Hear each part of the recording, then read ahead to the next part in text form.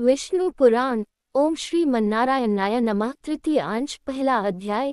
पहले 7 मनवंतरों के मनु, इंद्र, देवता, सप्तर्षि और मनुपुत्रों का वर्णन। श्री मैत्रेय जी बोले, हे गुरुदेव, आपने पृथ्वी और समुद्र आदि की स्थिति तथा सूर्य आदि ग्रहगण के संस्थान का मुझसे भली प्रकार अति विस्तार पूर्वक वर्णन किया। आपने देवता आदि और ऋषिगणों की सृष्टि तथा चातुर्वर्ण्य एवं तिर्यक योनिगत जीवों की उत्पत्ति का भी वर्णन किया। ध्रुव और प्रहलाद के चरित्रों को भी आपने विस्तार पूर्वक सुना दिया। अतः हे गुरु, अब मैं आपके मुखारविद से संपूर्ण मनवंतर तथा इंद्र और देवताओं के सहित मनवंतरों के अधिपति समस्त मनुओं का वर्णन सुनना चाहता हूँ। श्री पराशर जी बोले, भूतकाल में जितने मनवंतर हुए हैं तथा आगे भी जो होंगे, उन सब का मैं तुमसे क्रमशः वर्णन करता हूँ। प्रथम मनु स्वयंभू थे, उनके अनंतर क्रमशः स्वारोचिष, उत्तम, तामस, रैवत और चाक्षुष हुए। ये 6 मनु पूर्वकाल में हो चुके हैं।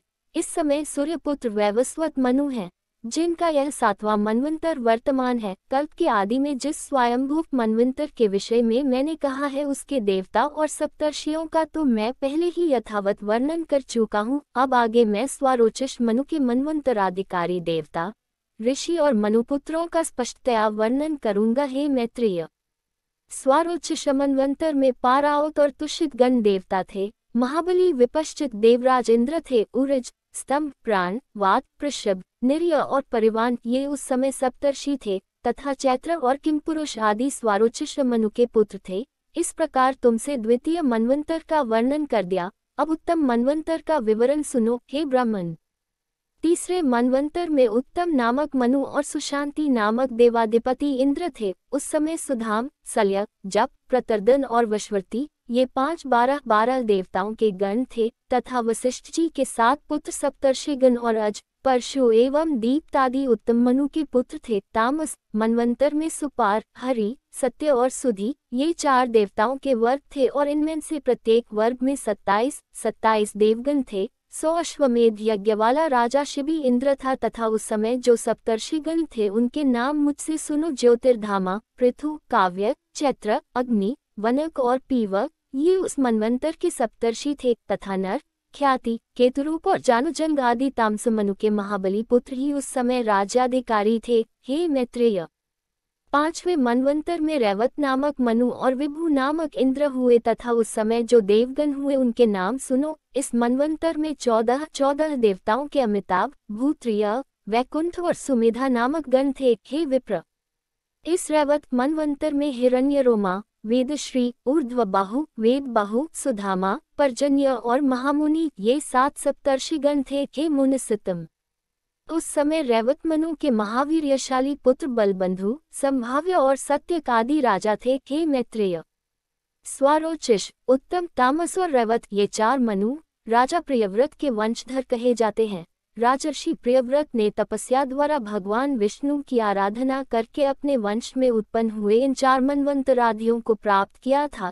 6ठे मनवंतर में चाक्षुष नामक मनु और मनोजव नामक इंद्र थे। उस समय जो देवगण थे उनके नाम सुनो। उस समय आप्य, प्रसूत, भव्य, पृथुक और लेख ये 5 प्रकार के महानुभाव देवगण वर्तमान थे, और इनमें से प्रत्येक गण में 8 देवता थे। उस मनवंतर में सुमेधा, विरजा, हविष्मान, उत्तम, मधु, अतिनामा और सहिष्णु ये 7 सप्तर्षि थे, तथा चाक्षुष के अति बलवान पुत्र उरु, पुरु और शतद्युम्न आदि राज्याधिकारी थे। हे विप्र, इस समय इस 7वें मनवंतर में सूर्य के पुत्र महातेजस्वी और बुद्धिमान श्राद्धदेव जी मनु है। हे महामुने, इस मनवंतर में आदित्य, वसु और रुद्र आदि देवगण हैं, तथा पुरंदर नामक इंद्र है। इस समय वशिष्ठ, कश्यप, अत्रि, जगदग्नि, गौतम, विश्वामित्र और भरद्वाज ये 7 सप्तर्षि हैं, तथा वैवस्वत मनु के इक्ष्वाकु, नृग, दृष्ट, शर्याति, नरिष्यंत, नाभाग, अरिष्ट, करुष और पृषद ये अत्यंत लोक प्रसिद्ध और धर्मात्मा 9 पुत्र हैं। समस्त मनवंतरों में देवरूप से स्थित भगवान विष्णु की अमुपम और सत्व प्रधाना शक्ति ही संसार की स्थिति में उसकी अधिष्ठात्री होती है। सबसे पहले स्वयंभू मनवंतर में मांसदेव यज्ञ पुरुष उस विष्णु शक्ति के अंश से ही आकुति के गर्भ से उत्पन्न हुए थे।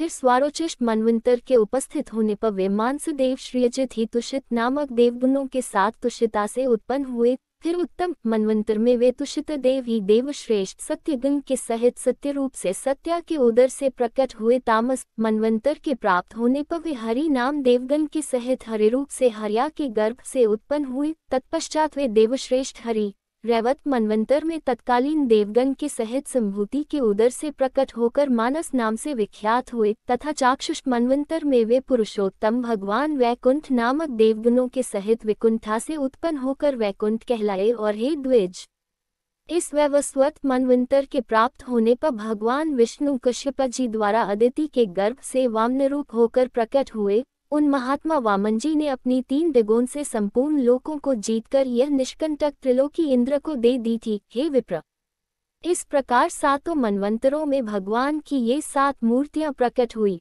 जिनसे भविष्य में संपूर्ण प्रजा की वृद्धि हुई। यह संपूर्ण विश्व उन परमात्मा की ही शक्ति से व्याप्त है, अतः वे विष्णु कहलाते हैं, क्योंकि विश्व धातु का अर्थ प्रवेश करना है। समस्त देवता, मनु, सप्तर्षि तथा मनुपुत्र और देवताओं के अधिपति इंद्रगण, ये सब भगवान विष्णु की ही विभूतियां हैं। ओम श्री मन्नारायणाय नमः। तृतीय अंश, दूसरा अध्याय। सावर्ण्य मनु की उत्पत्ति तथा आगामी 7 मनवंतरों के मनु, मनुपुत्र, देवता, इंद्र और सप्तर्षियों का वर्णन। श्री मैत्रेय जी बोले, हे विप्रश्य, आपने यह 7 अतीत मनवंतरों की कथा कही, अब आप मुझसे आगामी मनवंतरों का भी वर्णन कीजिए। श्री पराशर जी बोले, हे मुने, विश्वकर्मा की पुत्री संज्ञा सूर्य की भार्या थी, उससे उनके मनु, यम और यमी 3 संतानें हुई। कालांतर में पति का तेज सहन न कर सकने के कारण संज्ञा छाया को पति की सेवा में नियुक्त कर स्वयं तपस्या के लिए वन को चली गई। सूर्यदेव ने यह समझकर कि यह संज्ञा ही है,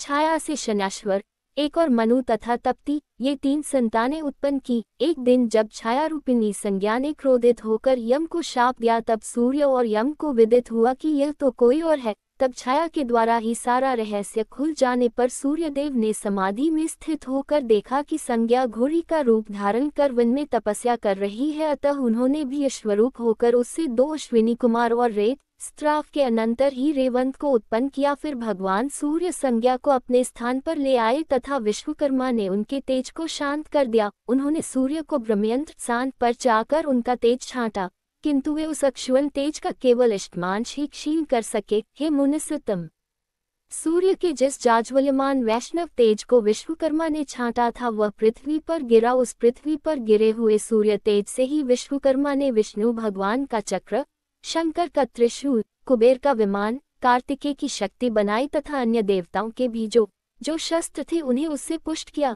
जिस छाया संज्ञा के पुत्र दूसरे मनु का ऊपर वर्णन कर चुके हैं, वह अपने अग्रज मनु का सवर्ण होने से सावर्णी कहलाया। हे महाभाग, सुनो, अब मैं उनके इस सावर्णिक नाम 8वें मनवंतर का, जो आगे होने वाला है, वर्णन करता हूँ। हे मैत्रेय, यह सावर्णी ही उस समय मनु होंगे तथा सुतक, अमिताभ और मुख्य गण देवता होंगे। उन देवताओं का प्रत्येक गण 20-20 का समूह कहा जाता है। हे मुनिसुतम, अब मैं आगे होने वाले सप्तर्षि भी बतलाता हूँ। उस समय दीप्तिमान, गालत, राम, कुक, द्रोण पुत्र अश्वत्थामा, मेरे पुत्र व्यास और 7वें ऋषि श्रृंग, ये सप्तर्षि होंगे। तथा पाताल लोकवासी विरोचन के पुत्र बलि श्री विष्णु भगवान की कृपा से तत्कालीन इंद्र और सावर्ण्य मनु के पुत्र विरजा, उर्वरीवान एवं निर्मोक आदि तत्कालीन राजा होंगे। हे मुने, 9वें मनु दक्ष सावर्णी होंगे। उनके समय पार, मरीच गर्भ और सुधर्मा नामक 3 देववर्ग होंगे,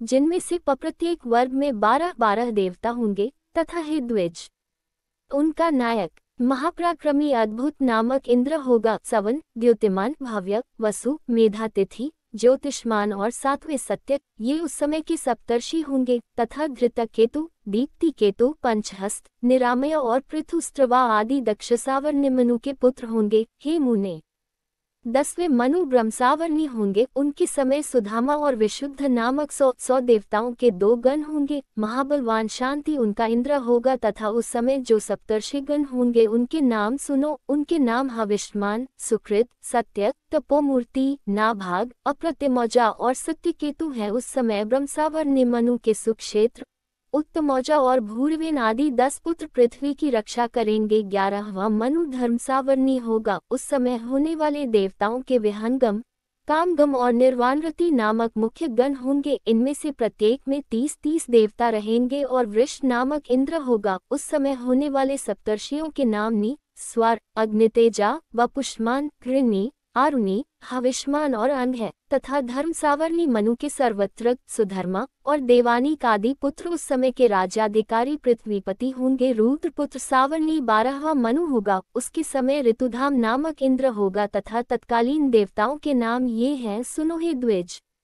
उस समय 10-10 देवताओं के हरित, रोहित, सुम्न, सुकर्मा और सुराप नामक 5 गण होंगे। तपस्वी, सुत्पा, तपोमूर्ति, तपोरति, तपोधृति, तपोद्युति तथा तपोधन, ये 7 सप्तर्षि होंगे। अब मनुपुत्रों के नाम सुनो। उस समय उस मनु के देववान, उपदेव और देवश्रेष्ठ आदि महावीर्यशाली पुत्र तत्कालीन सम्राट होंगे। हे 13वां रुचि नामक मनु होगा। इस मनवंतर में सुत्रामा, सुकर्मा और सुधर्मा नामक देवगण होंगे। इनमें से प्रत्येक में 33-33 देवता रहेंगे तथा महाबलवान दिवसपति उनका इंद्र होगा। निर्मोह, तत्वदर्शी, निष्कम, निरुत्सुक, धृत्यमान, अव्यय और सुतपा, ये तत्कालीन सप्तर्षि होंगे। अब मनुपुत्रों के नाम भी सुनो। उस मनवंतर में चित्रसेन और विचित्र आदि मनुपुत्र राजा होंगे। हे मैत्रेय, 14वां मनु भौम होगा। उस समय शुचि नामक इंद्र और 5 देवगण होंगे।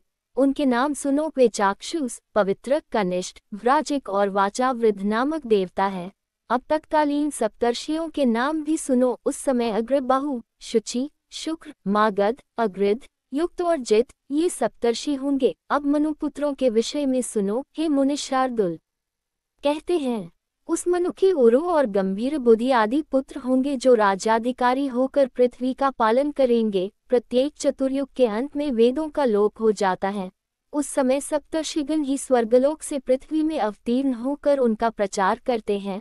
प्रत्येक सत्यायुग के आदि में स्मृति शास्त्र के रचयिता मनु का प्रादुर्भाव होता है और उस मनवंतर अंत पर्यंत तत्कालीन देवगण यज्ञ भागों को भोगते हैं तथा मनु के पुत्र और उनके वंशधर मनवंतर के अंत तक पृथ्वी का पालन करते रहते हैं। इस प्रकार मनु सप्तर्षि, देवता, इंद्र तथा मनुपुत्र राजागण, ये प्रत्येक मनवंतर के अधिकारी होते हैं। हे द्विज, इन 14 मनवंतरों के बीत जाने पर 1 सहस्त्र युग रहने वाला कल्प समाप्त हुआ कहा जाता है। हे साधु श्रेष्ठ, फिर इतने ही समय की रात्रि होती है। उस समय ब्रह्मरूपधारी श्री विष्णु भगवान प्रलयकालीन जल के ऊपर शेष शय्या पर शयन करते हैं। हे विप्र, तब आदिकर्ता सर्वव्यापक सर्वभूत भगवान जनार्दन संपूर्ण त्रिलोकी का ग्रास कर अपनी माया में स्थित रहते हैं। फिर प्रलय रात्रि का अंत होने पर प्रत्येक कल्प के आदि में अव्ययात्मा भगवान जागृत होकर रजोगुण का आश्रय कर सृष्टि की रचना करते हैं। हे द्विज श्रेष्ठ, मनुपुत्र राजागण, इंद्र, देवता तथा सप्तर्षि, ये सब जगत का पालन करने वाले भगवान के सात्विक अंश हैं। हे मैत्रेय, स्थितिकारक भगवान विष्णु चारों युगों में जिस प्रकार व्यवस्था करते हैं, सो सुनो। समस्त प्राणियों के कल्याण में तत्पर वे सर्वभूतात्मा सत्ययुग में कपिल आदि रूप धारण कर परम ज्ञान का उपदेश करते हैं। त्रेतायुग में वे सर्वसमर्थ प्रभु चक्रवर्ती भूपाल होकर दुष्टों का दमन करके त्रिलोकी की रक्षा करते हैं। तदनंतर द्वापर युग में वे वेद व्यास रूप धारण कर एक वेद के 4 विभाग करते हैं और सैकड़ों शाखाओं में बांटकर उसका बहुत विस्तार कर देते हैं। इस प्रकार द्वापर में वेदों का विस्तार कर कलयुग के अंत में भगवान कल के रूप धारण कर दुराचारी लोगों को सन्मार्ग में प्रवृत्त करते हैं। इसी प्रकार अनंतात्मा प्रभु निरंतर इस संपूर्ण जगत के उत्पत्ति, पालन और नाश करते रहते हैं। इस संसार में ऐसी कोई वस्तु नहीं है जो उनसे भिन्न हो। हे विप्र, इहलोक और परलोक में भूत, भविष्यत और वर्तमान जितने भी पदार्थ हैं वे सब महात्मा भगवान विष्णु से ही उत्पन्न हुए हैं। यह सब मैं तुमसे कह चुका हूँ। मैंने तुमसे संपूर्ण मनवंतरों और मनवंतराधिकारियों का वर्णन कर दिया। कहो अब और क्या सुनाऊं। विष्णु पुराण।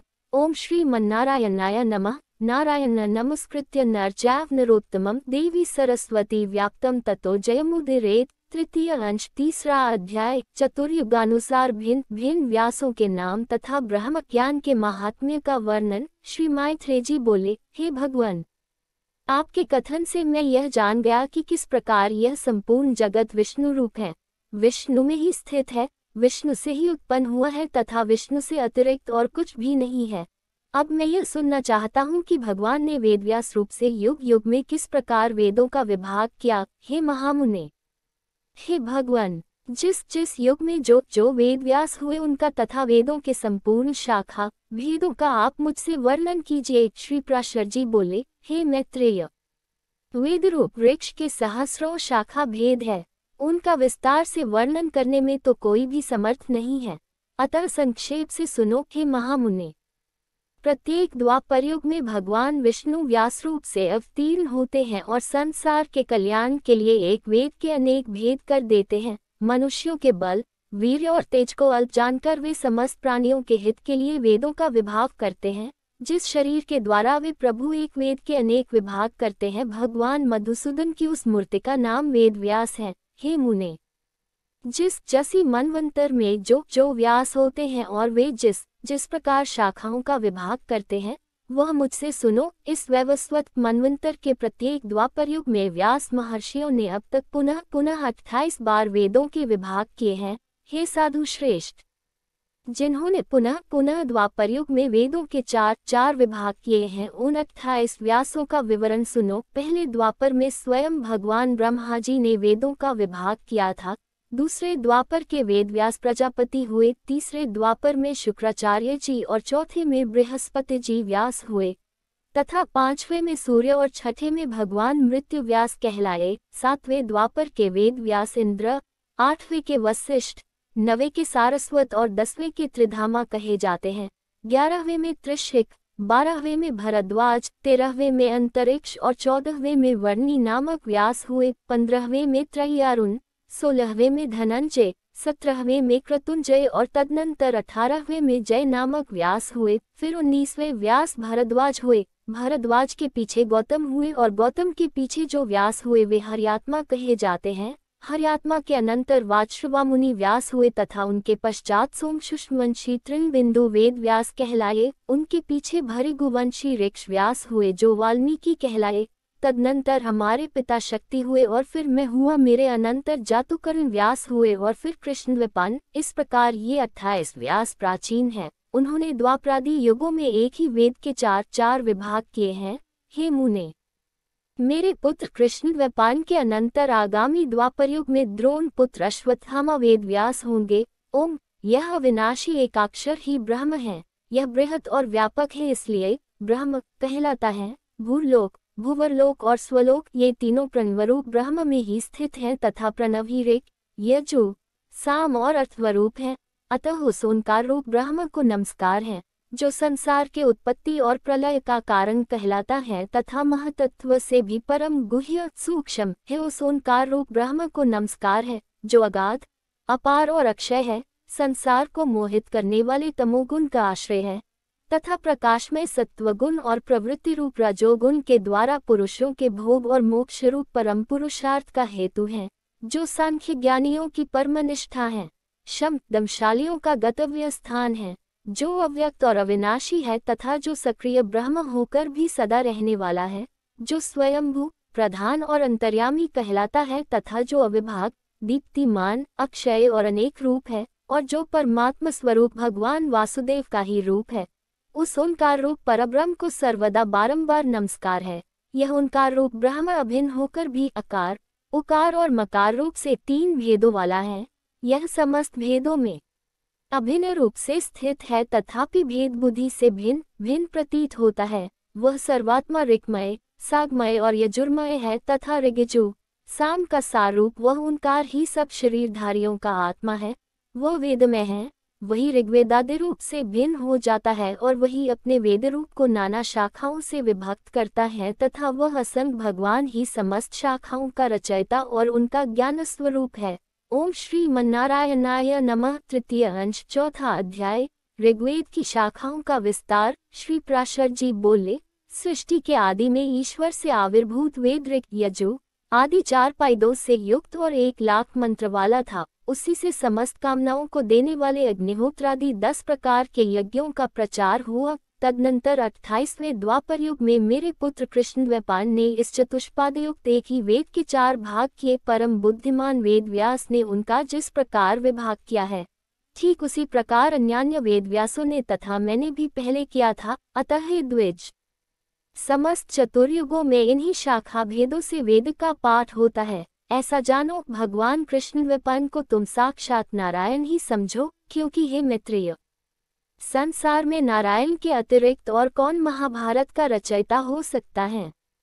हे मैत्रेय, द्वापर युग में मेरे पुत्र महात्मा कृष्ण द्वैपायन ने जिस प्रकार वेदों का विभाग किया था वही यथावत सुनो। जब ब्रह्मा जी की प्रेरणा से व्यास जी ने वेदों का विभाग करने का उपक्रम किया तो उन्होंने वेद का अंत तक अध्ययन करने में समर्थ 4 ऋषियों को शिष्य बनाया। उनमें से उन महामुनि ने पैल को ऋग्वेद, वैशंपायन को यजुर्वेद और जैमिनी को सामवेद पाया तथा उन्मतिमान व्यास जी का सुमंतु नामक शिष्य अथर्ववेद का ज्ञाता हुआ। इनके सिवा सूत जातीय महाबुद्धिमान रोमहर्षण को महामुनि व्यास जी ने अपने इतिहास और पुराण के विद्यार्थी रूप से ग्रहण किया। पूर्व काल में यजुर्वेद एक ही था, उसके उन्होंने 4 विभाग किए, अतः उसमें चातुर्होत्र की प्रवृत्ति हुई और इस चातुर्होत्र विधि से ही उन्होंने यज्ञानुष्ठान की व्यवस्था की। व्यास जी ने यजु से अध्वर्यु के, ऋक् से होता के, साम से उद्रता के तथा अथर्ववेद से ब्रह्मा के कर्म की स्थापना की। तदनंतर उन्होंने ऋक् तथा यजु श्रुतियों का उद्धार करके ऋग्वेद एवं यजुर्वेद की और साम श्रुतियों से सामवेद की रचना की। हे मैत्रेय, अथर्ववेद के द्वारा भगवान व्यास जी ने संपूर्ण राजकर्म और ब्रह्मत्व की यथावत व्यवस्था की। इस प्रकार व्यास जी ने वेदरूप एक वृक्ष के 4 विभाग कर दिए। फिर विभक्त हुए उस चारों से वेदरूपी वृक्षों का वन उत्पन्न हुआ। हे विप्र, पहले पैल ने ऋग्वेद रूप वृक्ष के 2 विभाग किए और उन दोनों शाखाओं को अपने शिष्य इंद्रप्रमिति और बाष्कल को पाया। फिर बाष्कल ने भी अपनी शाखा के 4 भाग किए और उन्हें बोध्य आदि अपने शिष्यों को दिया। हे मुने, बाष्कल की शाखा की उन 4 प्रतिशाखाओं को उनके शिष्य बोध्य, आग्निमाधक, याज्ञवल्क्य और पराशर ने ग्रहण किया। हे मैत्रेय जी, इंद्रप्रमिति ने अपनी प्रतिशाखा को अपने पुत्र महात्मा मांडुकेय को पाया। इस प्रकार शिष्य प्रशिष्य क्रम से उस शाखा का टन के पुत्र और शिष्यों में प्रचार हुआ। इस शिष्य परंपरा से ही शाकुल्य वेदमित्र ने उस संहिता को पढ़ा और उसको 5 अनुशाखाओं में विभक्त कर अपने 5 शिष्यों को पाया। उसके जो 5 शिष्य थे उनके नाम सुनो। हे मैत्रेय, वे मुद्रल, गोमुख, वात्स्य और शाल्य तथा 5वें महामती शरीर थे। हे मुनिसितम, उनके एक दूसरे शिष्य शाकपूर्ण ने 3 वेद संहिताओं की तथा चौथे एक निरुक्त ग्रंथ की रचना की। इन संहिताओं का अध्ययन करने वाले उनके शिष्य महामुनि क्रोंच, वैतालिक और बलाक थे तथा निरुक्त का अध्ययन करने वाले एक चौथे शिष्य वेद वेदांत के पारगामी निरुक्तकार हुए। इस प्रकार वेदरूप वृक्ष की प्रतिशाखाओं से अनुशाखाओं की उत्पत्ति हुई। हे द्विजोत्तम, बाष्कल ने और भी 3 संहिताओं की रचना की। उनके शिष्य कालायनी, गार्ग्य तथा कथाजव थे। इस प्रकार जिन्होंने संहिताओं की रचना की वे बहुव्रच कहलाए। विष्णु पुराण। ओम श्री मन्नारायणाय नमः। तृतीय अंश, 5वां अध्याय। शुक्ला यजुर्वेद तथा तैत्तिरीय यजु शाखाओं का वर्णन। श्री पराशर जी बोले, हे महामुने, व्यास जी के शिष्य वैशंपायन ने यजुर्वेद रूपी वृक्ष की 27 शाखाओं की रचना की और उन्हें अपने शिष्यों को पढ़ाया तथा शिष्यों ने भी क्रमशः ग्रहण किया। हे द्विज, उनका एक परम धार्मिक और सदैव गुरु सेवा में तत्पर रहने वाला शिष्य ब्रह्मरात का पुत्र याज्ञवल्क्य था। जो कोई महामेरु पर स्थित हमारे उस समाज में सम्मिलित न होगा उसको 7 रात्रियों के भीतर भी ब्रह्महत्या लगेगी। हे द्विज, इस प्रकार मुनियों ने पहले जिस समय को नियत किया था उसका केवल एक वैशंपायन ने ही अतिक्रमण कर दिया। इसके पश्चात उन्होंने प्रसादवश पैर से छुए हुए अपने भांजे की हत्या कर डाली। तब उन्होंने अपने शिष्यों से कहा, हे शिष्यगण, तुम सब लोग किसी प्रकार का विचार न करके मेरे लिए ब्रह्महत्या को दूर करने वाला व्रत करो। तब याज्ञवल्क्य बोले, भगवन, ये सब ब्राह्मण अत्यंत निस्तेज हैं, इन्हें कष्ट देने की क्या आवश्यकता है। मैं अकेला ही इस व्रत का अनुष्ठान करूंगा। इससे गुरु वैशंपायन जी ने क्रोधित होकर महामुनि याज्ञवल्क्य से कहा, अरे ब्राह्मणों का अपमान करने वाले, तूने मुझसे जो कुछ पढ़ा है वह सब त्याग दे। तू इन समस्त द्विज श्रेष्ठों को निस्तेज बताता है।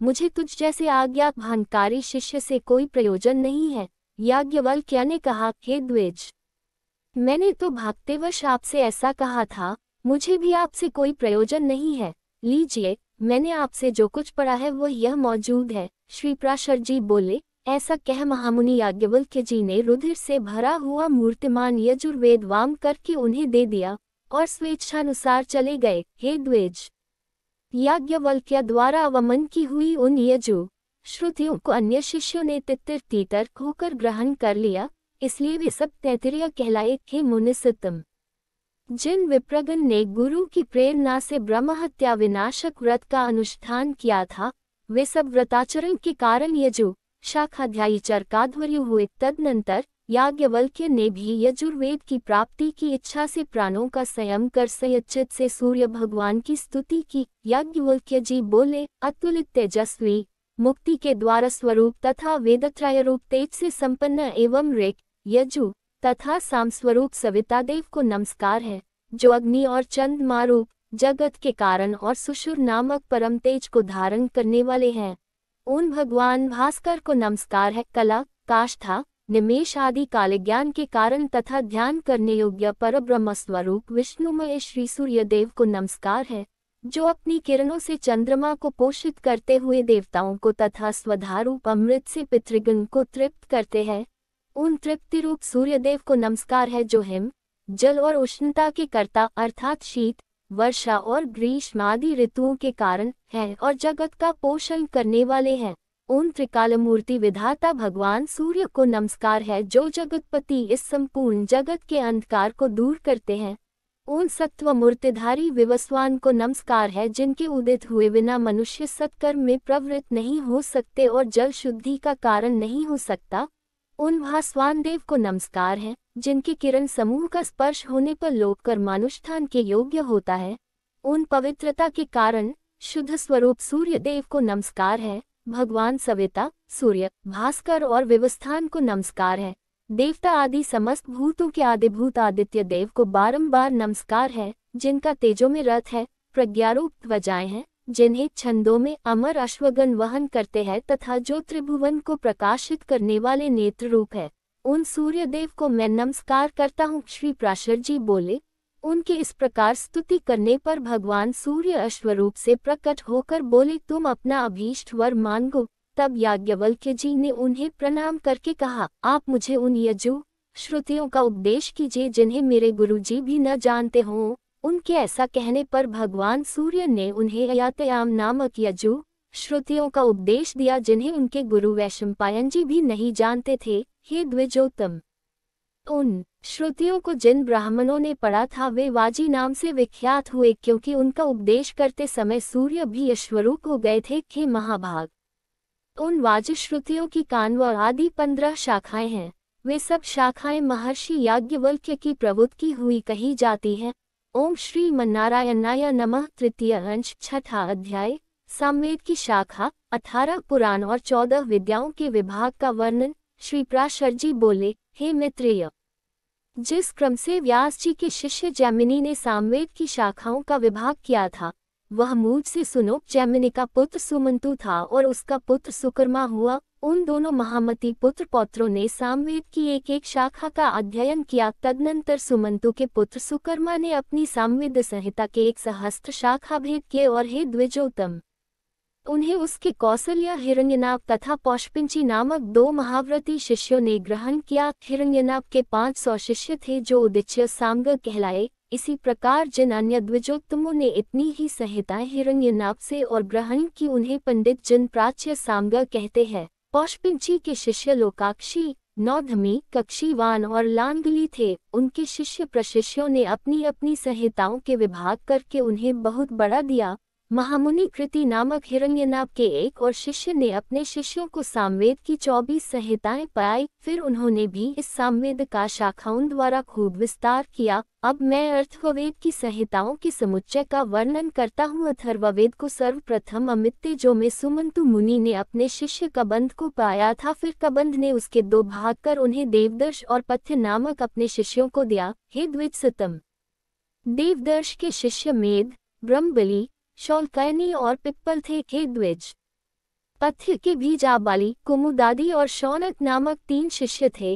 जिन्होंने संहिताओं का विभाग किया। शौनक ने भी अपनी संहिता के 2 विभाग करके उनमें से एक वब्रु को तथा दूसरी सैंधव नामक अपने शिष्य को दी। सैंधव से पकम उच्चकेश ने अपनी संहिता के पहले 2 और फिर 3 विभाग किए। नक्षत्रकल्प, वेदकल्प, संहिताकल्प, आनगिर्सकल्प और शांतिकल्प उनके रचे हुए ये 5 विकल्प अथर्ववेद संहिताओं में सर्वश्रेष्ठ हैं। तदनंतर पुराणार्थ विशारद व्यास जी ने आख्यान, उपाख्यान, गाथा और कल्पशुद्धि के सहित पुराण संहिता की रचना की। रोमहर्षण सूत व्यास जी के प्रसिद्ध शिष्य थे। महामती व्यास जी ने उन्हें पुराण संहिता का अध्ययन कराया। उन सूत जी के सुमति, अग्निवचा, मित्रायु, शांसपान, अकृतव्रण और सावर्णी ये 6 शिष्य थे। काश्यप गोत्रीय अकृतव्रण, सावर्णी और शांसपान ये तीनों संहिता करता हैं।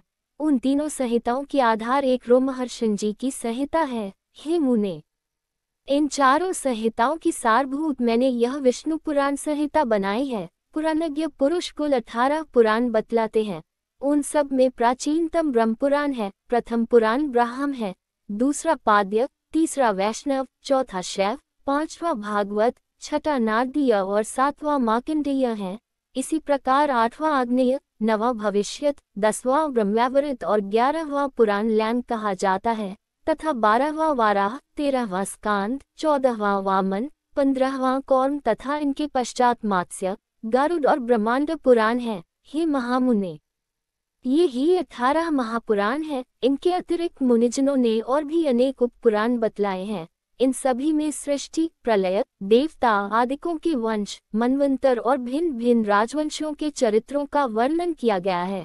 हे मैत्रेय, जिस पुराण को मैं तुम्हें सुना रहा हूँ वह पद्म पुराण के अनंतर कहा हुआ वैष्णव नामक महापुराण है। हे साधु श्रेष्ठ, इसमें सर्ग, प्रतिसर्ग, वंश और मनवंतर आदि का वर्णन करते हुए सर्वत्र केवल विष्णु भगवान का ही वर्णन किया गया है।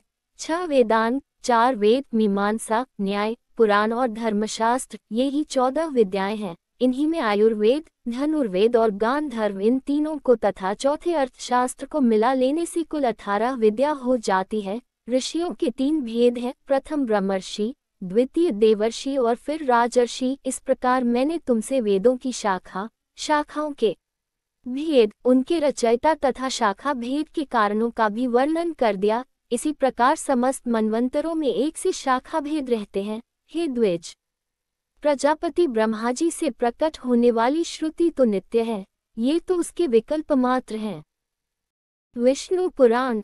ओम श्री मन्नारायणाय नमः। नारायण नमस्कृत्य नर चैव नरोत्तमं देवी सरस्वती व्याप्तं ततो जयमुदीरयेत्। तृतीय अंश, 7वां अध्याय, यम गीता। श्री मायत्रेय जी बोले, हे गुरु, मैंने जो कुछ पूछा था वह सब आपने यथावत वर्णन किया। अब मैं एक बात और सुनना चाहता हूँ, वह आप मुझसे कहिए। हे महामुने, 7 द्वीप, 7 पाताल और 7 लोक ये सभी स्थान जो इस ब्रह्मांड के अंतर्गत हैं, स्थूल, सूक्ष्म, सूक्ष्मतर, सूक्ष्माति सूक्ष्म तथा स्थूल और स्थूलतर जीवों से भरे हुए हैं। हे मुनिसुतम, 1 अंगुल का 8वां भाग भी कोई ऐसा स्थान नहीं है जहाँ कर्म बंधन से बंधे हुए जीव न रहते हो। किंतु हे भगवान, आयु के समाप्त होने पर ये सभी यमराज के वशीभूत हो जाते हैं और उन्हीं के आदेशानुसार नरक आदि नाना प्रकार की यातनाएं भोगते हैं। तदनंतर पाप भोग के समाप्त होने पर वे दयादि योनियों में घूमते रहते हैं। सकल शास्त्रों का ऐसा ही मत है। अतः आप मुझे वह कर्म बताइए जिसे करने से मनुष्य यमराज के वशीभूत नहीं होता। मैं आपसे यही सुनना चाहता हूँ। श्री प्राशर जी बोले, हे मुने, यशी प्रश्न महात्मा नकुल ने पितामह भीष्म से पूछा था। उसके उत्तर में उन्होंने जो कुछ कहा था वह सुनो। भीष्म जी ने कहा, हे वत्स, पूर्व काल में मेरे पास एक कलिंग देशीय ब्राह्मण मित्र आया और मुझसे बोला। मी पूछते पर एक जातिस्मर मुनि ने बतलाया था कि ये सब बातें अमुक अमुक प्रकार ही होगी। हे वत्स, उस बुद्धिमान ने जो बातें जिस प्रकार होने को कही थी वे सब ज्यों की त्यों हुई। इस प्रकार उसमें श्रद्धा हो जाने से मैंने उससे फिर कुछ और भी प्रश्न किए और उनके उत्तर में उस द्विजश्रेष्ठ ने जो बातें बतलाई उनके विपरीत मैंने कभी कुछ नहीं देखा। एक दिन जो बात तुम मुझसे पूछते हो वही मैंने उस कालिंग ब्राह्मण से पूछी। उस समय उसने उस मुनि के वचनों को याद करके कहा कि उस जातिस्मर ब्राह्मण ने यम और उनके दूतों के बीच में जो संवाद हुआ था वह अति गूढ़ रहस्य मुझे सुनाया था, वही मैं तुमसे कहता हूँ। कालिंग बोला। अपने अनुचर को हाथ में पाश लिए देखकर यमराज ने उसके कान में कहा, भगवान मधुसूदन के शरणागत व्यक्तियों को छोड़ देना, क्योंकि मैं वैष्णवों से अतिरिक्त और सब मनुष्यों का ही स्वामी हूँ। देवपूज्य विधाता ने मुझे यम नाम से लोगों के पाप पुण्य का विचार करने के लिए नियुक्त किया है। मैं अपने गुरु श्रीहरि के वशीभूत हूँ, स्वतंत्र नहीं हूँ। भगवान विष्णु मेरा भी नियंत्रण करने में समर्थ है। जिस प्रकार सुवर्ण भेदरहित और एक होकर भी कटक, मुकुट तथा कर्णिका आदि के भेद से नाना रूप प्रतीत होता है, उसी प्रकार एक ही हरि का देवता, मनुष्य और पशु आदि नानाविध कल्पनाओं से निर्देश किया जाता है।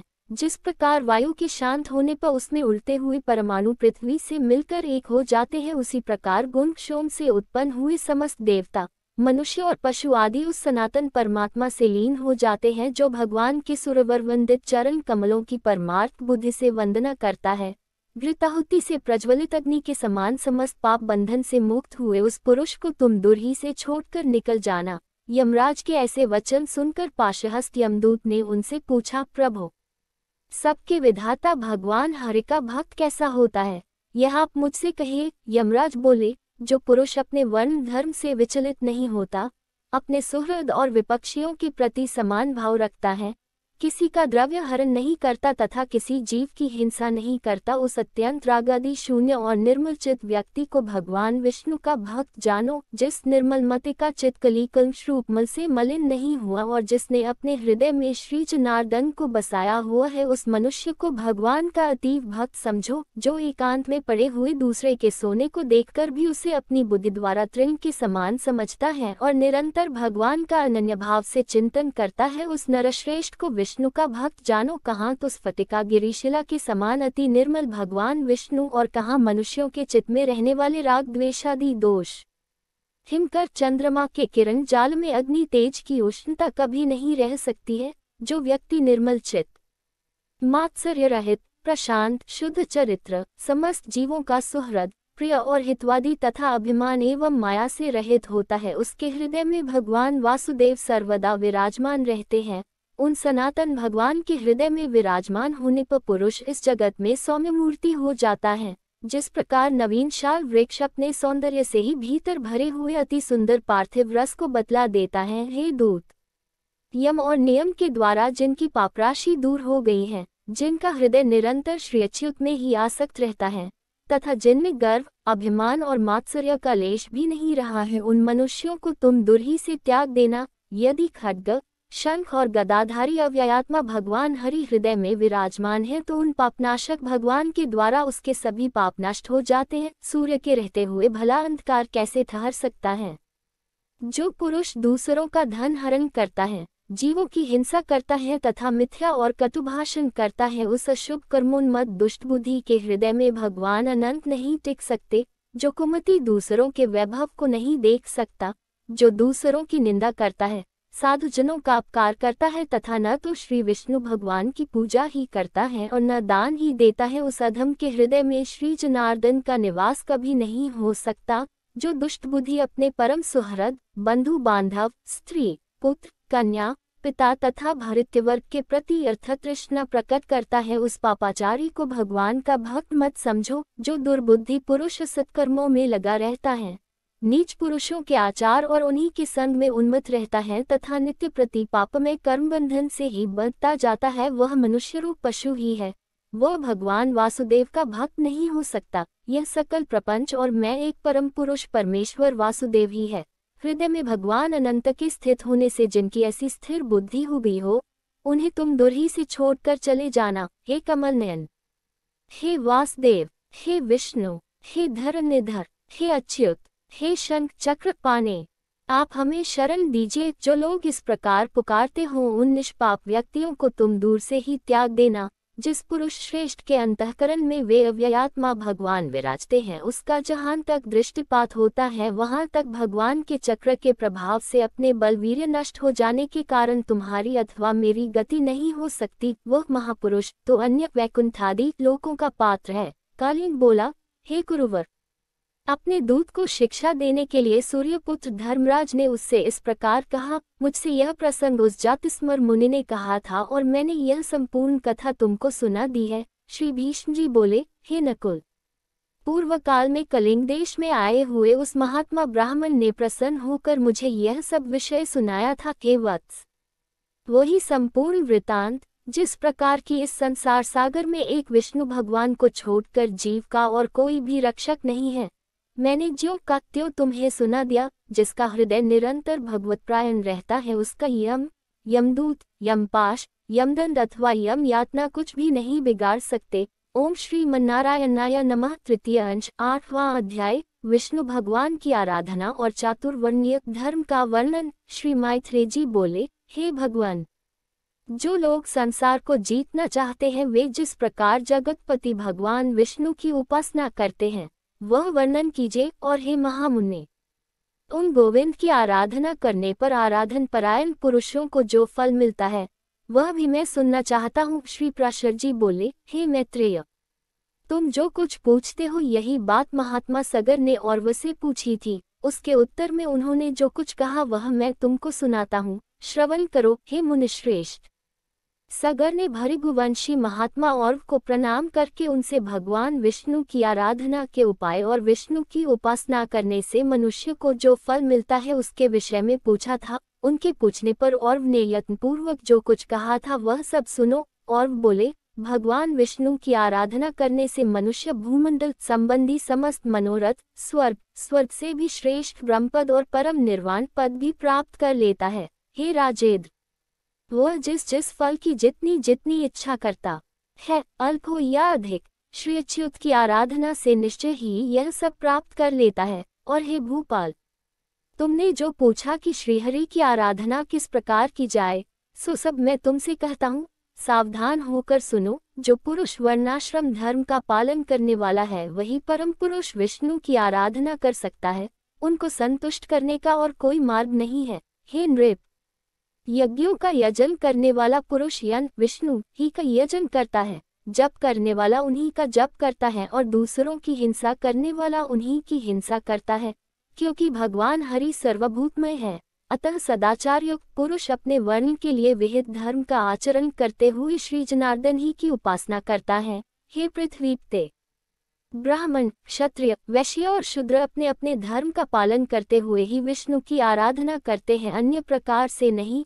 जो पुरुष दूसरों की निंदा, चुगली अथवा मिथ्या भाषण नहीं करता तथा ऐसा वचन भी नहीं बोलता जिससे दूसरों को खेद हो, उससे निश्चय ही भगवान केशव प्रसन्न रहते हैं।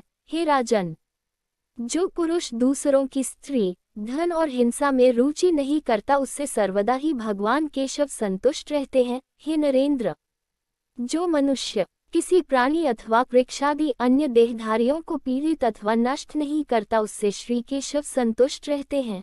जो पुरुष देवता, ब्राह्मण और गुरुजनों की सेवा में सदा तत्पर रहता ही, हे नरेश्वर, उससे गोविंद सदा प्रसन्न रहते हैं। जो व्यक्ति स्वयं अपने और अपने पुत्रों के समान ही समस्त प्राणियों का भी हित चिंतक होता है वह सुगमता से ही श्रीहरि को प्रसन्न कर लेता है। हे नृप, जिसका चित्त रागादि दोषों से दूषित नहीं है उस विशुद्ध चित्त पुरुष से भगवान विष्णु सदा संतुष्ट रहते हैं। हे नृप श्रेष्ठ, शास्त्रों में जो जो वर्णाश्रम धर्म कहे हैं उनका ही आचरण करके पुरुष विष्णु की आराधना कर सकता है और किसी प्रकार नहीं। सगर बोले, हे द्विज श्रेष्ठ, अब मैं संपूर्ण वर्ण धर्म और आश्रम धर्मों को सुनना चाहता हूँ, कृपा करके वर्णन कीजिए। और बोले, जिनका मैं वर्णन करता हूँ उन ब्राह्मण, क्षत्रिय, वैश्य और शूद्रों के धर्मों का तुम एकाग्रचित होकर क्रमशः श्रवण करो। ब्राह्मण का कर्तव्य है कि दान दे, यज्ञों द्वारा देवताओं का यजन करे,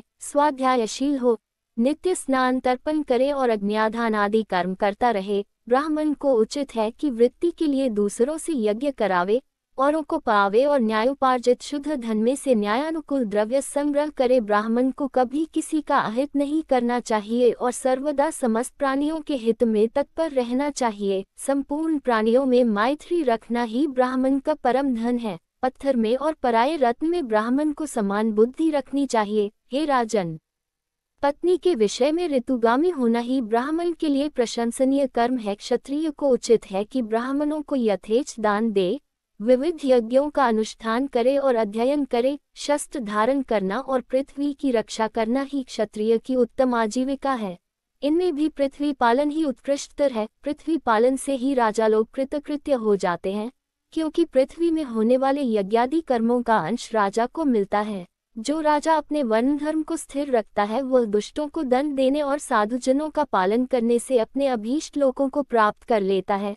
हे नरनाथ, लोक पितामह ब्रह्मा जी ने वैश्यों को पशु पालन, वाणिज्य और कृषि ये जीविका रूप से दिए हैं। अध्ययन, यज्ञ, दान और नित्य नैमित्तिक आदि कर्मों का अनुष्ठान, ये कर्म उसके लिए भी विहित है।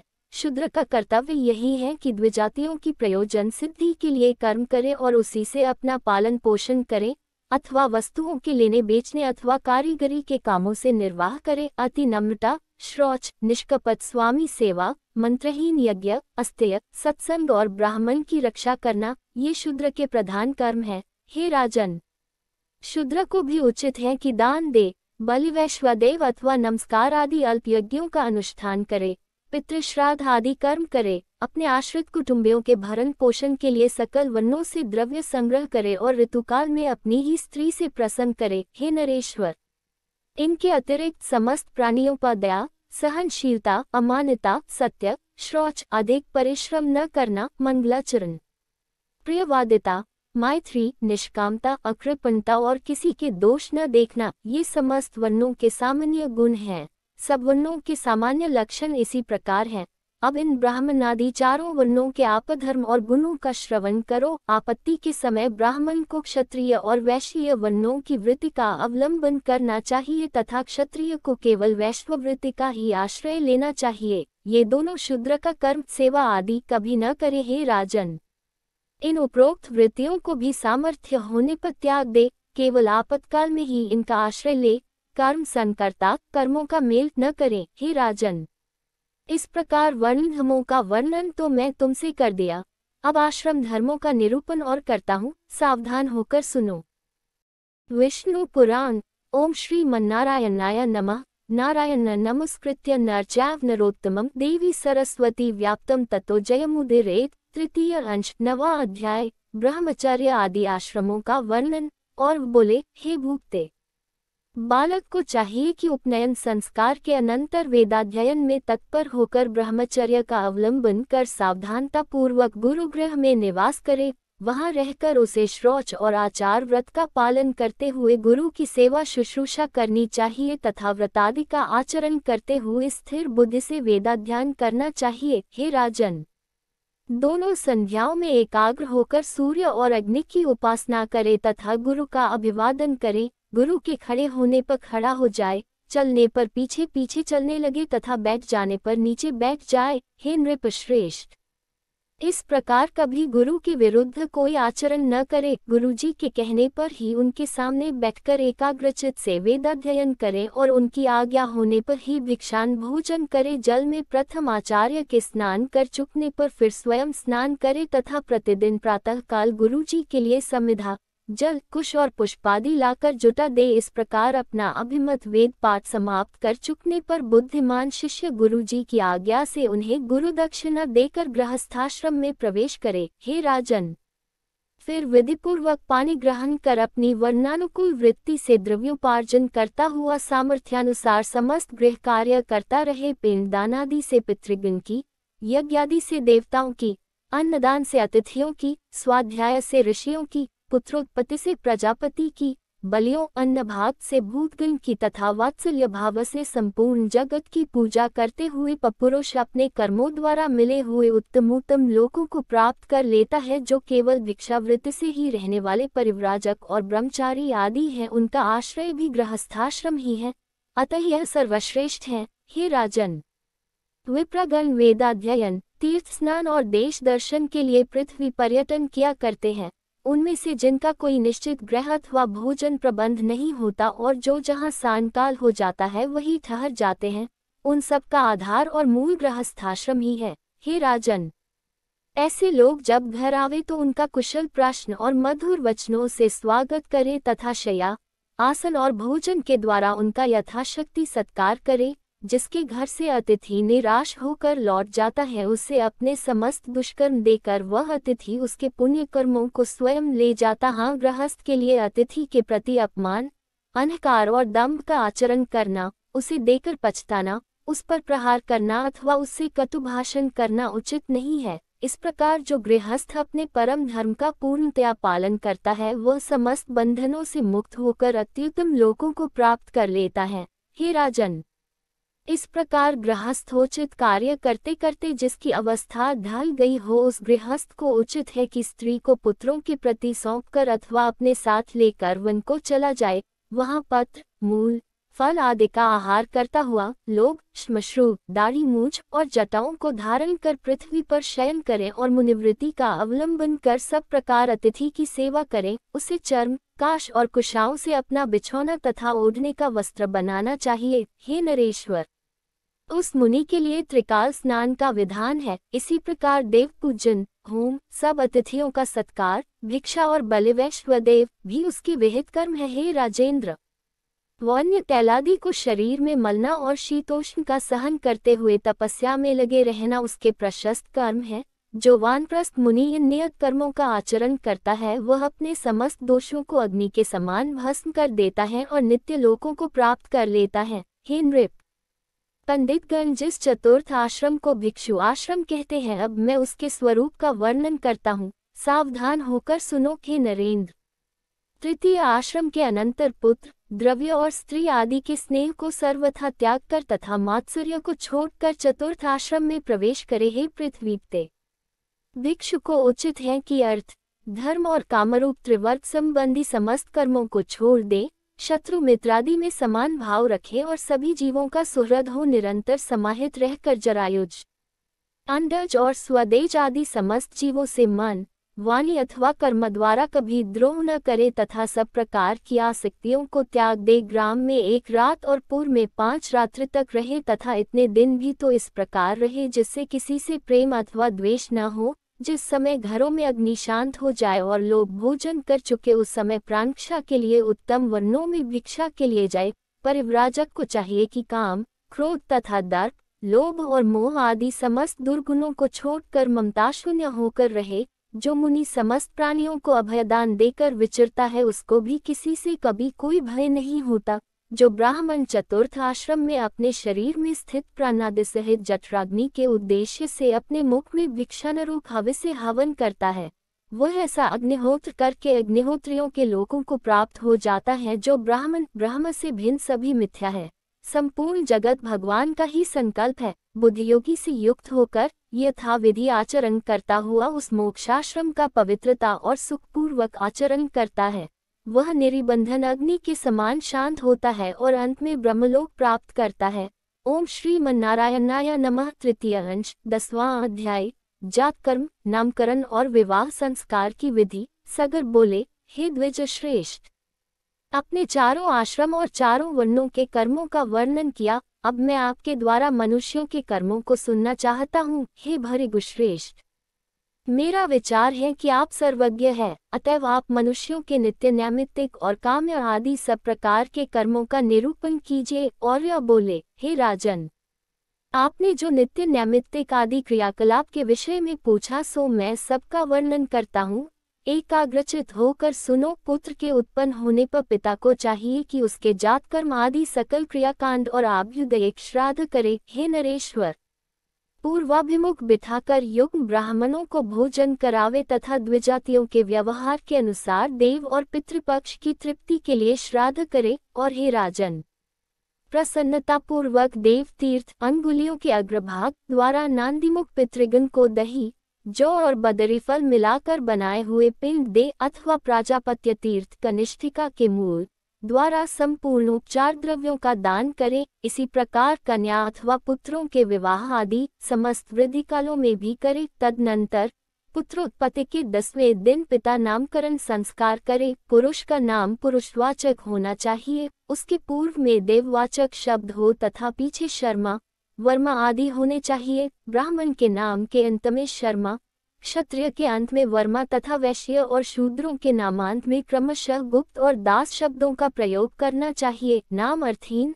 अविहित, अपशब्दयुक्त, अमांगलिक और निंदनीय न होना चाहिए तथा उसके अक्षर समान होने चाहिए। अति दीर्घ, अति लघु अथवा कठिन अक्षरों से युक्त नाम न रखें, जो सुखपूर्वक उच्चारण किया जा सके और जिसके पीछे के वर्ण लघु हुए से नाम का व्यवहार करे। तदनंतर उपनयन संस्कार हो जाने पर गुरुगृह में रहकर विधिपूर्वक विद्याध्ययन करे। हे भूपाल, फिर विद्याध्ययन कर चुकने पर गुरु को दक्षिणा देकर यदि गृहस्थाश्रम में प्रवेश करने की इच्छा हो तो विवाह कर ले। यह दृढ़ संकल्प पूर्वक न्याष्ठिक ब्रह्मचर्य ग्रहण कर गुरु अथवा गुरुपुत्रों की सेवा शुश्रूषा करता रहे अथवा अपनी इच्छानुसार वानप्रस्थ या संन्यास ग्रहण कर ले। हे राजन, पहले जैसा संकल्प किया हो वैसा ही करे। यदि विवाह करना हो तो अपने से तृतीयांश अवस्था वाली कन्या से विवाह करे तथा अधिक या अल्पकेश वाली अथवा अति सांवली या पांडुवर्णा भूरे रंग की स्त्री से संबंध न करे, जिसके जन्म से ही अधिक या न्यून अंग हो, जो अपवित्र, रोमयुक्त, अकुलीना अथवा रोगिणी हो, उस स्त्री से पानी ग्रहण न करे। बुद्धिमान पुरुष को उचित है कि जो दुष्ट स्वभाव वाली हो, कटुभाषिणी हो, माता अथवा पिता के अनुसार अंगहीन हो, जिसके श्मश्रु मूंछों के चिन्ह हो, जो पुरुष के से आकार वाली हो अथवा घर घर शब्द करने वाले अतिमंद या गोल नेत्र वाली हो, उस स्त्री से विवाह न करे। जिसकी जंघाओं पर रोम हो, जिसके गल्फ ऊंचे हों तथा हंसते समय जिसके कपोलों में गड्ढे पड़ते हों, उस कन्या से विवाह न करे। जिसकी कांति अत्यंत उदासीन न हो, नख पांडुवन हो, नेत्र लाल हो तथा हाथ पैर कुछ भारी हो। बुद्धिमान पुरुष उस कन्या से संबंध न करे जो अति वामन अथवा अति दीर्घ हो, जिसकी भ्रुकुटियां जुड़ी हुई हो, जिसके दांतों में अधिक अंतर हो तथा जो दंतुर अंगों को दांत निकले हुए मुख वाली हो, उस स्त्री से कभी विवाह न करे। हे राजन, मातृपक्ष से 5वीं पीढ़ी तक और पितृपक्ष से 7वीं पीढ़ी तक जिस कन्या का संबंध न हो, गृहस्थ पुरुष को नियमानुसार उसी से विवाह करना चाहिए। ब्रह्य, दैव, आर्ष, प्राजापत्य, आसुर, गांधर्व, राक्षस और पैशाच, ये 8 प्रकार के विवाह हैं। इनमें से जिस विवाह को जिस वर्ण के लिए महर्षियों ने धर्मानुकूल कहा है उसी के द्वारा दार परिग्रह करे, अन्य विधियों को छोड़ दे। इस प्रकार सहधर्मिणी को प्राप्त कर उसके साथ गार्हस्थ्य धर्म का पालन करे, क्योंकि उसका पालन करने पर वह महान फल देने वाला होता है। विष्णु पुराण। ओम श्री मन्नारायणाय नमः। नारायण नमस्कृत्य नर चैव नरोत्तमं देवी सरस्वती व्याप्तं ततो जयमुदीरयेत्। तृतीय अंश 11वां व 12वां अध्याय गृहस्थ संबंधी सदाचार का वर्णन।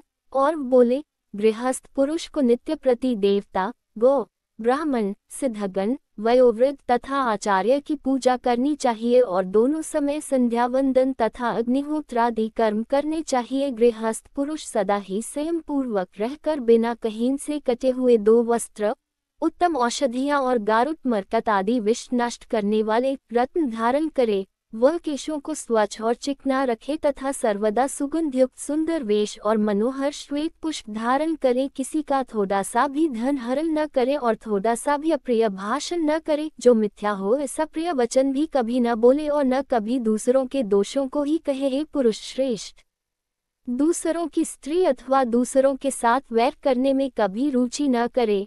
निंदित सवारी में कभी न चढ़े और नदी तीर की छाया का कभी आश्रय न ले। बुद्धिमान पुरुष लोकविदिष्ट, पतित, उन्मत्त और जिसके बहुत से शत्रु हों ऐसे परपीड़क पुरुषों के साथ तथा कुलटा के स्वामी, शुद्ध, मिथ्यावादी, अति व्ययशील, निंदाप्रायण और दुष्ट पुरुषों के साथ कभी मित्रता न करे और न कभी मार्ग में अकेला चले। हे नरेश्वर, जल प्रवाह के वेग में सामने पड़कर स्नान न करे, जलते हुए घर में प्रवेश न करे और वृक्ष की चोटी पर न चढ़े, दांतों को परस्पर न घिसे, नाक को न कुरेदे तथा मुख को बंद लिए हुए जमुहाई न ले और न बंद मुख से खांसे या श्वास करते हुए अधुवायु न छोड़े तथा नखों को न चबावे, तिनका न तोड़े और पृथ्वी पर भी न लिखे। हे प्रभु, विचक्षण पुरुष मूंछ दाढ़ी के बालों को न चबावे, 2 ढेलों को परस्पर न रगड़े और अपवित्र एवं निंदित नक्षत्रों को न देखे, नग्न परस्त्री को और उदय अथवा अस्त होते हुए सूर्य को न देखे तथा शव और शव गंध से घृणा न करे,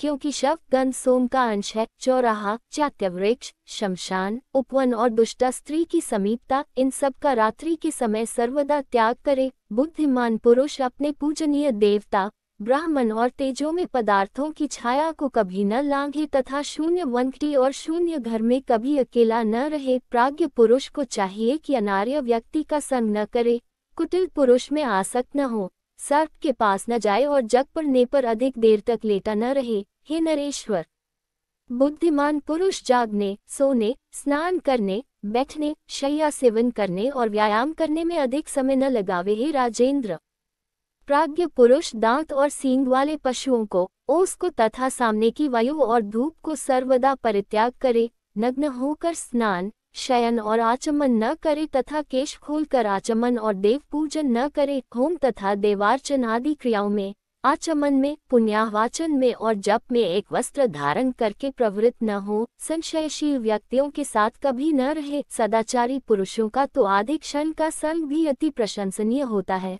बुद्धिमान पुरुष उत्तम अथवा अधम व्यक्तियों से विरोध न करे। हे राजन, विवाह और विवाद सदा समान व्यक्तियों से ही होना चाहिए। प्राज्ञ पुरुष कलह न बढ़ावे तथा व्यर्थ वैर का भी त्याग करे। थोड़ी सी हानि सह ले, किंतु वैर से कुछ लाभ होता हो तो उससे भी छोड़ दे। स्नान करने के अनंतर स्नान से भीगी हुई धोती अथवा हाथों से शरीर को न पोंछे तथा खड़े खड़े केशों को न झाड़े और आचमन भी न करे। पैर के ऊपर पैर न रखे, गुरुजनों के सामने पैर न फैलावे और दृष्टतापूर्वक उनके सामने कभी उच्चासन पर न बैठ। देवालय, चौराहा, मांगलिक द्रव्य और पूज्य व्यक्ति, इन सब को बाईं ओर रख कर न निकले तथा इनके विपरीत वस्तुओं को दाईं ओर रख कर न जाए। चंद्रमा, सूर्य, अग्नि, जल, वायु और पूज्य व्यक्तियों के सम्मुख पंडित पुरुष मल मूत्र त्याग न करे और न थूके ही। खड़े खड़े अथवा मार्ग में मूत्र त्याग न करे तथा श्लेष्मा, थूक, विष्ठा, मूत्र और रक्त को कभी न लांघे। भोजन, देव पूजा, मांगलिक कार्य और जप होम आदि के समय तथा महापुरुषों के सामने थूकना और छींकना उचित नहीं है। बुद्धिमान पुरुष स्त्रियों का अपमान न करे, उनका विश्वास भी न करे तथा उनसे ईर्ष्या और उनका तिरस्कार भी कभी न करे। सदाचार परायण प्राज्ञ व्यक्तियों का अभिवादन किए बिना कभी अपने घर से न निकले। चौराहों को नमस्कार करे, यथासमय अग्निहोत्र करे, दीन दुखियों का उद्धार करे और बहुश्रुत साधु पुरुषों का सत्संग करे। जो पुरुष देवता और ऋषियों की पूजा करता है, पितृगण को पिंडोदक देता है और अतिथि का सत्कार करता है, वह पुण्य लोकों को जाता है। जो व्यक्ति जितेंद्रिय होकर समयानुसार हित, मित और प्रिय भाषण करता है, हे राजन, वह आनंद के हेतुभूत अक्षय लोकों को प्राप्त होता है। बुद्धिमान, लज्जावान, क्षमाशील, आस्तिक और विनयी पुरुष विद्वान और कुलीन पुरुषों के योग्य उत्तम लोकों में जाता है। अकाल मेघ गर्जना के समय, पर्व दिनों पर, अशौच काल में तथा चंद्र और सूर्य ग्रहण के समय बुद्धिमान पुरुष अध्ययन न करे। जो व्यक्ति क्रोधित को शांत करता है, सबका बंधु है, मत्स्य शून्य है, भयभीत को सांत्वना देने वाला है और साधु स्वभाव है, उसके लिए स्वर्ग तो बहुत थोड़ा फल है। जिसे शरीर रक्षा की इच्छा हो वह पुरुष वर्षा और धूप में छाता लेकर निकले, रात्रि के समय और वन में दंड लेकर जाए तथा जहाँ कहीं जाना हो सर्वदा जूते पहनकर जाए। बुद्धिमान पुरुष को कमर की ओर, इधर उधर अथवा दूर के पदार्थों को देखते हुए नहीं चलना चाहिए। केवल युगमात्र 4 हाथ पृथ्वी को देखता हुआ चले। जो जितेंद्रिय दोष के समस्त हेतुओं को त्याग देता है, उसके धर्म, अर्थ और काम की थोड़ी सी भी हानि नहीं होती। जो विद्या विनय संपन्न सदाचारी प्राज्ञ पुरुष पापी के प्रति पापमय व्यवहार नहीं करता, कुटिल पुरुषों से प्रिय भाषण करता है तथा जिसका अंतःकरण मैत्री से द्रवीभूत रहता है, मुक्ति उसकी मुट्ठी में रहती है। जो वितराग महापुरुष कभी काम, क्रोध और लोभादि के वशीभूत नहीं होते तथा सर्वदा सदाचार में स्थित रहते हैं, उनके प्रभाव से ही पृथ्वी टिकी हुई है। अतः प्राज्ञ पुरुष को वही सत्य कहना चाहिए जो दूसरों की प्रसन्नता का कारण हो। यदि किसी सत्य वाक्य के कहने से दूसरों को दैख होता जाने तो मौन रहे। यदि प्रिय वाक्य को भी हितकर समझे तो उसे न कहे। उस अवस्था में तो हितकर वाक्य ही कहना अच्छा है, भले ही वह अत्यंत अप्रिय क्यों न हो। जो कार्य इहलोक और परलोक में प्राणियों के हित का साधक हो, मतिमान पुरुष मन, वचन और कर्म से उसी का आचरण करें। विष्णु पुराण। ओम श्री मन्नारायणाय नमः। नारायण नमस्कृत्य नर चैव नरोत्तमं देवी सरस्वती व्याप्तं ततो जयमुदीरयेत्। तृतीय अंश 13 से 17वां अध्याय। नग्न विषयक प्रश्न। देवताओं का पराजय। उनका भगवान की शरण में जाना और भगवान का मायामोह को प्रकट करना। श्री पराशर जी बोले, हे मैत्रेय, पूर्व काल में महात्मा सगर से उनके पुछत्रे पर भगवान और ने इस प्रकार गृहस्थ के सदाचार का निरूपण किया था। हे द्विज, मैंने भी तुमसे उसका पूर्णतया वर्णन कर दिया। कोई भी पुरुष सदाचार का उल्लंघन करके सद्गति नहीं पा सकता। श्री मैत्रेय जी बोले, भगवान, नपुंसक, अपवित्र और रजस्वला आदि को तो मैं अच्छी तरह जानता हूँ, किंतु यह नहीं जानता कि नग्न किसको कहते हैं। अतः इस समय मैं नग्न के विषय में जानना चाहता हूँ। नग्न कौन है और किस प्रकार के आचरण वाला पुरुष नग्न संज्ञा प्राप्त करता है।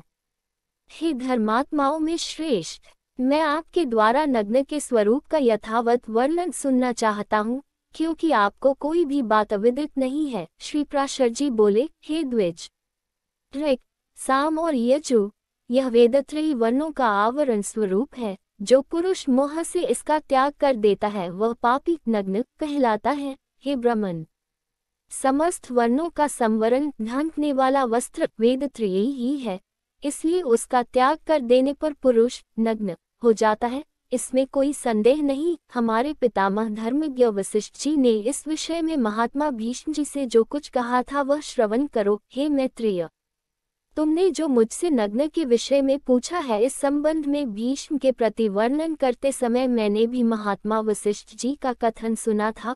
पूर्व काल में किसी समय 100 दिव्य वर्ष तक देवता और असुरों का परस्पर युद्ध हुआ।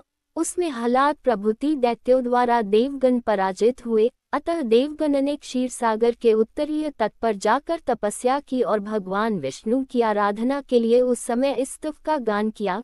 देवगण बोले, हम लोग लोकनाथ भगवान विष्णु की आराधना के लिए जिस वाणी का उच्चारण करते हैं उससे वे आद्य पुरुष श्री विष्णु भगवान प्रसन्न हो, जिन परमात्मा से संपूर्ण भूत उत्पन्न हुए हैं और जिनमें वे सब अंत में लीन हो जाएंगे, संसार में उनकी स्तुति करने में कौन समर्थ है। हे प्रभु, यद्यपि आपका यथार्थ स्वरूप वाणी का विषय नहीं है, तो भी शत्रुओं के हाथ से विध्वस्त होकर पराक्रमहीन जाने के कारण हम अभय प्राप्ति के लिए आपकी स्तुति करते हैं। पृथ्वी, जल, अग्नि, वायु, आकाश, अंतःकरण, मूल प्रकृति और प्रकृति से परे पुरुष, ये सब आप ही हैं। हे सर्वभूतात्मन, ब्रह्मा से लेकर स्तंभ पर्यंत स्थान और काल आदि भेदयुक्त यह मूर्तामूर्त पदार्थ में संपूर्ण प्रपंच आप ही का शरीर है। आपके नाभि कमल से विश्व उपकारार्थ प्रकट हुआ जो आपका प्रथम रूप है। हे ईश्वर, उस ब्रह्मस्वरूप को नमस्कार है। इंद्र, सूर्य, रुद्र, वसु, अश्विनी कुमार, मरुद्रन और सोम आदि भेदयुक्त हम लोग भी आप ही का एक रूप है, अतः आपके उस देवरूप को नमस्कार है। हे गोविंद, जो दम्भमयी, अज्ञानमयी तथा तितिक्षा और दम्भ से शून्य है, आपकी उस दैत्य मूर्ति को नमस्कार है। जिस मन सत्व स्वरूप में हृदय की नाड़ियां अत्यंत ज्ञानवाहिनी नहीं होती तथा जो शब्दादि विषयों का लोभी होता है, आपके उस यक्षरूप को नमस्कार है। हे पुरुषोत्तम, आपका जो क्रूरता और माया से युक्त घोर तमोमय रूप है, उस राक्षस स्वरूप को नमस्कार है। हे जनार्दन, जो स्वर्ग में रहने वाले धार्मिक जनों के याग आदि सद्धर्मों के फल की प्राप्ति करने वाला आपका धर्म नामक रूप है, उसे नमस्कार है। जो जल, अग्नि आदि गमनीय स्थानों में जाकर भी सर्वदा निर्लिप्त और प्रसन्नता में रहता है, वह सिद्ध नामक रूप आप ही का है। ऐसे सिद्ध स्वरूप आपको नमस्कार है। हे हरे, जो अक्षमा का आश्रय, अत्यंत क्रूर और कामोपभोग में समर्थ आपका द्विजिह्व 2 जीभ वाला रूप है, उन नाग स्वरूप आपको नमस्कार है। हे विष्णु, जो ज्ञानमय, शांत, दोषरहित और कलमहीन है, उस आपके मुनि में स्वरूप को नमस्कार है, जो कल्पांत में अनिवार्य रूप से समस्त भूतों का भक्षण कर जाता है। हे पुंडरीकाक्ष, आपके उस काल स्वरूप को नमस्कार है, जो प्रलय काल में देवता आदि समस्त प्राणियों को सामान्य भाव से भक्षण करके नृत्य करता है। आपके उस रुद्र स्वरूप को नमस्कार है, रजोगुण की प्रवृत्ति के कारण जो कर्मों का करण रूप है। हे जनार्दन, आपके उस मनुष्यात्मक स्वरूप को नमस्कार है। हे सर्वात्मन, जो 28 वधयुक्त तमोमय और उन्मार्गगामी है, आपके उस पशुरूप को नमस्कार है, जो जगत की स्थिति का साधन और यज्ञ का अंगभूत है तथा वृक्ष, लता, गुण, विरुद्ध, तृण और गिरि इन 6 भेड़ों से युक्त है, उन मुख्य रूप आपको नमस्कार है। तिर्यक मनुष्य तथा देवता आदि प्राणी, आकाशादि पंचभूत और शब्दादि उनके गुण, ये सबके आदिभूत आप ही के रूप है। अतः आप सर्वात्मा को नमस्कार है। हे परमात्मन, प्रधान और महितत्वादि रूप इस संपूर्ण जगत से जो परे हैं, सबका आदि कारण है तथा जिसके समान कोई अन्य रूप नहीं है। आपके उस प्रकृति आदि कारणों के भी कारण रूप को नमस्कार है। हे भगवान, जो शुक्लादि रूप से, दीर्घता आदि परिमाण से तथा घंटा आदि गुणों से रहित है, इस प्रकार जो समस्त विशेषणों का विषय है तथा परमर्शियों का दर्शनीय एवं शुद्धाति शुद्ध है, आपके उस स्वरूप को हम नमस्कार करते हैं, जो हमारे शरीरों में, अन्य प्राणियों के शरीरों में तथा समस्त वस्तुओं में वर्तमान है, अजन्मा और अविनाशी है तथा जिससे अतिरिक्त और कोई भी नहीं है।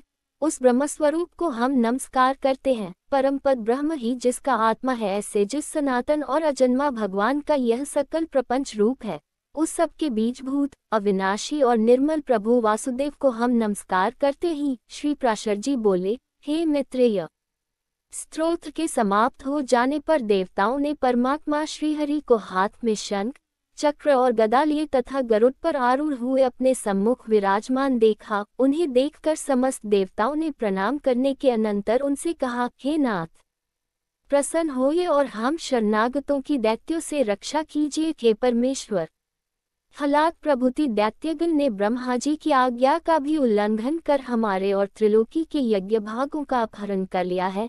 यद्यपि हम और वे सर्वभूत आप ही के अंशज है, तथापि अविद्यावश हम जगत को परस्पर भिन्न भिन्न देखते हैं। हमारे शत्रुगण अपने वर्ण धर्म का पालन करने वाले, वेद मार्गावलंबी और तपोनिष्ठ हैं, अतः वे हमसे नहीं मारे जा सकते। अतः हे सर्वात्मन, जिससे हम उन असुरों का वध करने में समर्थ हो, ऐसा कोई उपाय आप हमें बतलाइए। श्री प्राशर जी बोले, उनके ऐसा कहने पर भगवान विष्णु ने अपने शरीर से मायामोह को उत्पन्न किया और उसे देवताओं को देकर कहा, यह मायामोह उन संपूर्ण दैत्यगण को मोहित कर देगा, तब वे वेदमार्ग का उल्लंघन करने से तुम लोगों से मारे जा सकेंगे। हे देवगण, जो कोई देवता अथवा दैत्य ब्रह्मा जी के कार्य में बाधा डालते हैं, वे सृष्टि की रक्षा में तत्पर मेरे बद्ध होते हैं। अतः हे देवगण, अब तुम जाओ, डरो मत, यह मायामोह आगे से जाकर तुम्हारा उपकार करेगा। श्री प्राशर जी बोले, भगवान की ऐसी आज्ञा होने पर देवगण उन्हें प्रणाम कर जहाँ से आए थे वहाँ चले गए तथा उनके साथ मायामोह भी जहाँ असुरगण थे वहाँ गया।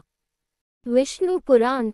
ओम श्री मन्नारायणाय नमः। नारायण नमस्कृत्य नर चैव नरोत्तमं देवी सरस्वती व्याप्तम ततो जयमुदीरयेत्। तृतीय अंश 18वां अध्याय, मायामोह और असुरों का संवाद तथा राजा शतधनु की कथा। श्री प्राशर जी बोले, हे मैत्रेय, तदनंतर मायामोह ने जाकर देखा कि असुरगण नर्मदा के तट पर तपस्या में लगे हुए हैं। तब उस मयूरपिच्छधारी दिगंबर और मुंडित केश मायामोह ने असुरों से अति मधुर वाणी में इस प्रकार कहा। मायामोह बोला, हे दैत्यपतिगण, कहिए, आप लोग किस उद्देश्य से तपस्या कर रहे हैं? आपको किसी लौकिक फल की इच्छा है या पारलौकिक की? असुरगण बोले, हे महामते, हम लोगों ने पारलौकिक फल की कामना से तपस्या आरंभ की है। इस विषय में तुमको हमसे क्या कहना है? मायामोह बोला, यदि आप लोगों को मुक्ति की इच्छा है तो जैसा मैं कहता हूँ वैसा करो। आप लोग मुक्ति के खुले द्वार पर इस धर्म का आदर कीजिए। यह धर्म मुक्ति में परमोपयोगी है। इससे श्रेष्ठ अन्य कोई धर्म नहीं है। इसका अनुष्ठान करने से आप लोग स्वर्ग अथवा मुक्ति जिसकी कामना करेंगे प्राप्त कर लेंगे। आप सब लोग महाबलवान हैं, अतः इस धर्म का आदर कीजिए। श्री प्राशर जी बोले, इस प्रकार नाना प्रकार की युक्तियों से अतिरंजित वाक्यों द्वारा मायामोह ने दैत्यगण को वैदिक मार्ग से भ्रष्ट कर दिया। यह धर्मयुक्त है और यह धर्म विरोध है, यह सत है और यह असत है, यह मुक्तिकारक है और इससे मुक्ति नहीं होती, यह आत्यंतिक परमार्थ है और यह परमार्थ नहीं है, और यह स्पष्ट ऐसा ही है। यह दिगंबरों का धर्म है और यह सांबरों का धर्म है। हे द्विज, ऐसे अनेक प्रकार के अनंत वादों को दिखलाकर मायामोह ने उन दैत्यों को स्वधर्म से च्युत कर दिया।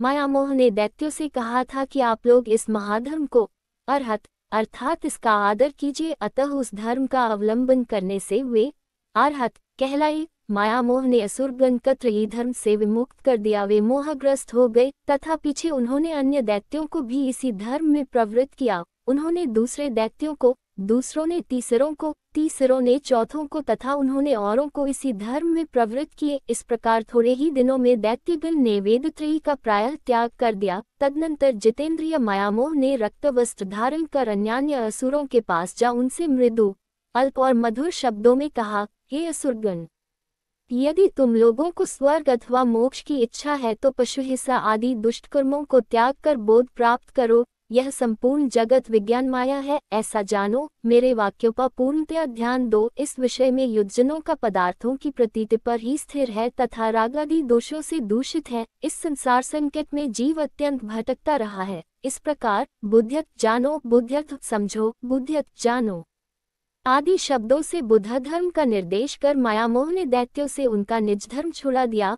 मायामोह ने ऐसे नाना प्रकार के युक्त वाक्य कहे जिससे उन दैत्यगण ने त्रयी धर्म को त्याग दिया। उन दैत्यगण ने अन्य दैत्यों से तथा उन्होंने अन्यान्य से ऐसे ही वाक्य कहे, हे मैत्रेय।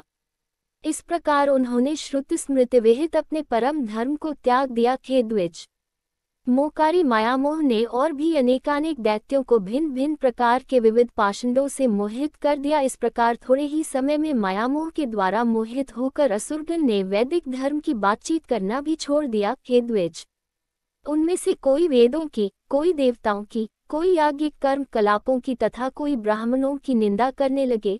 हिंसा में भी धर्म होता है, यह बात किसी प्रकार युक्तिसंगत नहीं है। अग्नि में हवी जलाने से फल होगा, यह भी बच्चों की सी बात है। अनेकों यज्ञों के द्वारा देवत्व लाभ करके यदि इंद्र को शमी आदि काष्ठ का ही भोजन करना पड़ता है तो इससे तो पत्ते खाने वाला पशु ही अच्छा है। यदि यज्ञ में बलि किए गए पशु को स्वर्ग की प्राप्ति होती है तो यजमान अपने पिता को ही क्यों नहीं मार डालता। यदि किसी अन्य पुरुष के भोजन करने से भी किसी पुरुष की तृप्ति हो सकती है तो विदेश की यात्रा के समय खाद्य पदार्थ ले जाने का परिश्रम करने की क्या आवश्यकता है। पुत्रगण घर पर ही श्राद्ध कर दिया करें। अतः यह समझकर कि यह श्राद्धादि कर्मकांड लोगों की अंधश्रद्धा ही है, इसके प्रति उपेक्षा करनी चाहिए और अपने श्रेय साधन के लिए जो कुछ मैंने कहा है उसमें रुचि करनी चाहिए। हे असुरगण, श्रुति आदि आप्तवाक्य कुछ आकाश में नहीं गिरा करते। हम, तुम और अन्य सबको भी युक्त वाक्यों को ग्रहण कर लेना चाहिए। श्री पराशर जी बोले, इस प्रकार अनेक युक्तियों से मायामोह ने दैत्यों को विचलित कर दिया जिससे उनमें से किसी की भी वेदत्रयी में रुचि नहीं रही। इस प्रकार दैत्यों के विपरीत मार्ग में प्रवृत्त हो जाने पर देवगण खूब तैयारी करके उनके पास युद्ध के लिए उपस्थित हुए। हे द्विज, तब देवता और असुरों में पुनः संग्राम छिड़ा। उसमें सन्मार्ग विरोधी दैत्यगण देवताओं द्वारा मारे गए। हे द्विज, पहले दैत्यों के पास जो स्वधर्म रूप कवच था उसी से उनकी रक्षा हुई थी, अब की बार उसके नष्ट हो जाने से वे भी नष्ट हो गए। हे मैत्रेय, इस समय से जो लोग मायामोह द्वारा प्रवर्तित मार्ग का अवलंबन करने वाले हुए वे नग्न कहलाए, क्योंकि उन्होंने वेदत्रयी रूप वस्त्र को त्याग दिया था। ब्रह्मचारी, गृहस्थ, वानप्रस्थ और सन्यासी, ये चार ही आश्रमी हैं। इनके अतिरिक्त पांचवा आश्रमी और कोई नहीं है। हे मैत्रेय, जो पुरुष गृहस्थाश्रम को छोड़ने के अनंतर वानप्रस्थ या सन्यासी नहीं होता वह पापी भी नग्न ही है। हे विप्र, सामर्थ्य रहते हुए भी जो विहित कर्म नहीं करता वह उसी दिन पतित हो जाता है और उस एक दिन रात में ही उसके संपूर्ण नित्य कर्मों का क्षय हो जाता है। हे मैत्रेय, आपत्तिकाल को छोड़कर और किसी समय एक पक्ष तक नित्य कर्म का त्याग करने वाला पुरुष महान प्रायश्चित्त से ही शुद्ध हो सकता है। जो पुरुष एक वर्ष तक नित्य क्रिया नहीं करता उस पर दृष्टि पड़ जाने से साधु पुरुष को सदा सूर्य का दर्शन करना चाहिए। हे महामते, ऐसे पुरुष का स्पर्श होने पर वस्त्र सहित स्नान करने से शुद्धि हो सकती है और उस पापात्मा की शुद्धि तो किसी भी प्रकार नहीं हो सकती। जिस मनुष्य के घर से देवगण, ऋषिगण, पितृगण और भूतगण बिना पूजित हुए श्वास छोड़ते अन्यत्र चले जाते हैं, लोक में उससे बका और कोई पापी नहीं है। हे द्विज, ऐसे पुरुष के साथ एक वर्ष तक संभाषण, कुशल प्रश्न और उठने बैठने से मनुष्य उसी के समान पापात्मा हो जाता है। जिसका शरीर अथवा ग्रह देवता आदि के श्वास से निहत है उसके साथ अपने ग्रह, आसन और वस्त्र आदि को न मिलावे। जो पुरुष उसके घर में भोजन करता है, उसका आसन ग्रहण करता है अथवा उसके साथ एक ही शैया पर शयन करता है वह शीघ्र ही उसी के समान हो जाता है। जो मनुष्य देवता, पितर, भूतगण और अतिथियों का पूजन किए बिना स्वयं भोजन करता है वह पाप में भोजन करता है। उसकी शुभगति नहीं हो सकती। जो ब्राह्मणादि वर्ण स्वधर्म को छोड़कर परधर्मों में प्रवृत्त होते हैं अथवा हीन वृत्ति का अवलंबन करते हैं वे नग्न कहलाते हैं। हे मैत्रेय, जिस स्थान में चारों वर्णों का अत्यंत मिश्रण हो उसमें रहने से पुरुष की साधु वृत्तियों का क्षय हो जाता है।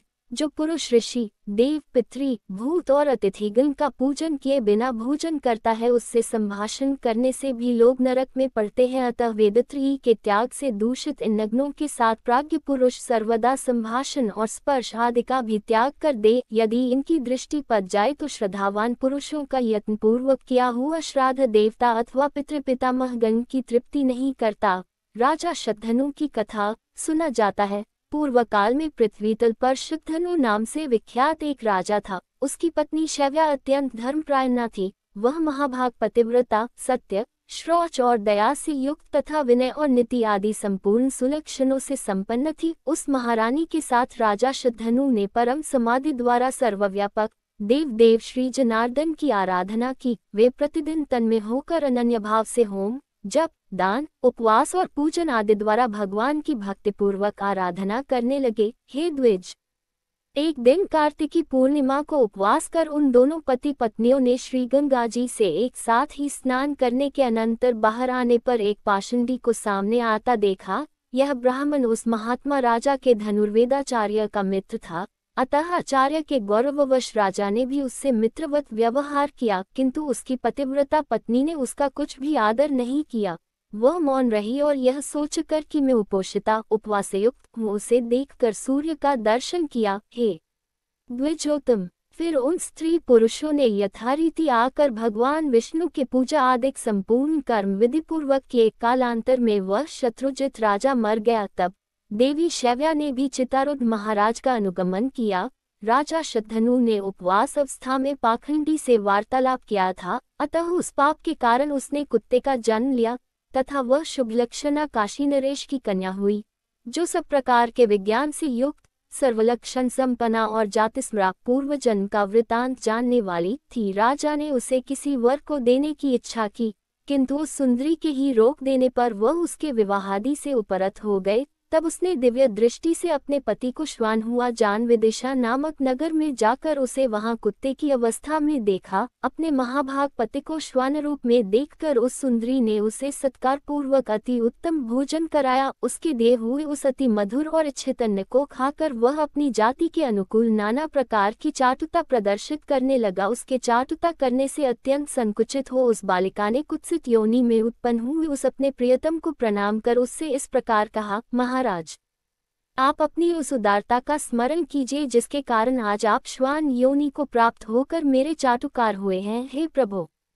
क्या आपको यह स्मरण नहीं है कि तीर्थ स्नान के अनंतर पाखंडी से वार्तालाप करने के कारण ही आपको यह कुत्सित योनि मिली है? श्री पराशर जी बोले, काशीराज सुता द्वारा इस प्रकार स्मरण कराए जाने पर उसने बहुत देर तक अपने पूर्व जन्म का चिंतन किया। तब उसे अति दुर्लभ निर्वेद प्राप्त हुआ। उसने अति उदास चित्त से नगर के बाहर आकर प्राण त्याग दिए और फिर श्रृंगाल योनि में जन्म लिया। तब काशीराज कन्या दिव्य दृष्टि से उसे दूसरे जन्म में श्रृंगाल हुआ जान उसे देखने के लिए कोलाहल पर्वत पर गई। वहां भी अपने पति को श्रृंगाल योनि में उत्पन्न हुआ देख वह सुंदरी राजकन्या उससे बोली, हे राजेंद्र, श्वान योनि में जन्म लेने पर मैंने आपसे जो पाखंड से वार्तालाप विषयक पूर्व जन्म का वृतांत कहा था, क्या वह आपको स्मरण है?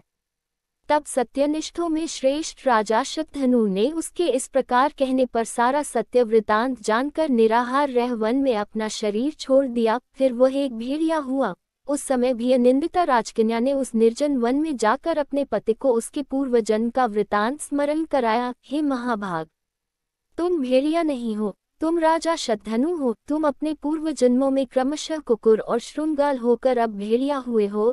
इस प्रकार उसके स्मरण कराने पर राजा ने जब भेड़िए के शरीर को छोड़ा तो गृध्र योनि में जन्म लिया। उस समय भी उसकी निष्पाप भार्या ने उसे फिर बोध कराया, हे नरेंद्र, तुम अपने स्वरूप का स्मरण करो, इन गृध्र चेष्टाओं को छोड़ो। पाखंड के साथ वार्तालाप करने के दोष से ही तुम गृध्र हुए हो। फिर दूसरे जन्म में काक योनि को प्राप्त होने पर भी अपने पति की योग बल से पाकर उस सुंदरी ने कहा, हे प्रभु, जिनके वशीभूत होकर संपूर्ण सामंतगण नाना प्रकार की वस्तुएं भेंट करते थे, वही आप आज काक योनि को प्राप्त होकर बलिभोजी हुए हैं।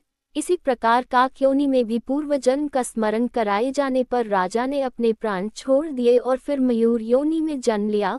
मयूरावस्था में भी काशीराज की कन्या उसे क्षण क्षण में अति सुंदर मयूरोचित आहार देती हुई उसकी टहल करने लगी। उस समय राजा जनक ने अश्वमेध नामक महायज्ञ का अनुष्ठान किया। उस यज्ञ में अभृत स्नान के समय उस मयूर को स्नान कराया। तब उस सुंदरी ने स्वयं भी स्नान कर राजा को यह स्मरण कराया कि किस प्रकार उसने श्वान और श्रृंगाल आदि योनियां ग्रहण की थी। अपनी जन्म परंपरा का स्मरण होने पर उसने अपना शरीर त्याग दिया और फिर महात्मा जनकजी के यहाँ ही पुत्र रूप से जन्म लिया। तब उस सुंदरी ने अपने पिता को विवाह के लिए प्रेरित किया। उसकी प्रेरणा से राजा ने उसके स्वयंवर का आयोजन किया। स्वयंवर होने पर उस राजकन्या ने स्वयंवर में आए हुए अपने उस पति को फिर पतिभाव से वरण कर लिया।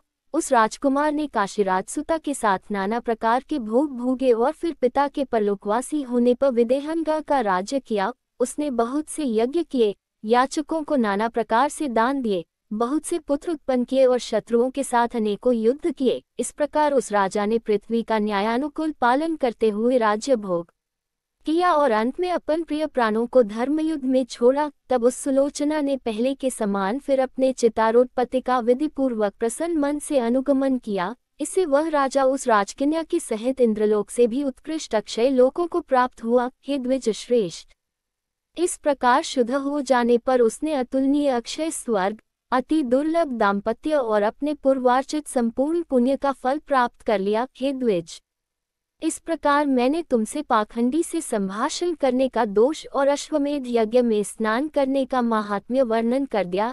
इसलिए पाखंडी और पापाचार्यों से कभी वार्तालाप और स्पर्श न करे।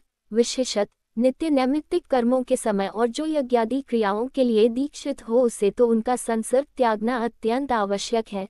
जिसके घर में 1 मास तक नित्य कर्मों का अनुष्ठान न हुआ हो उसको देख लेने पर बुद्धिमान मनुष्य सूर्य का दर्शन करे। फिर जिन्होंने वेदत्रयी का सर्वथा त्याग कर दिया है तथा जो पाखंडियों का अन्न खाते और वैदिक मत का विरोध करते हैं, उन पापात्माओं के दर्शनादि करने पर तो कहना ही क्या है।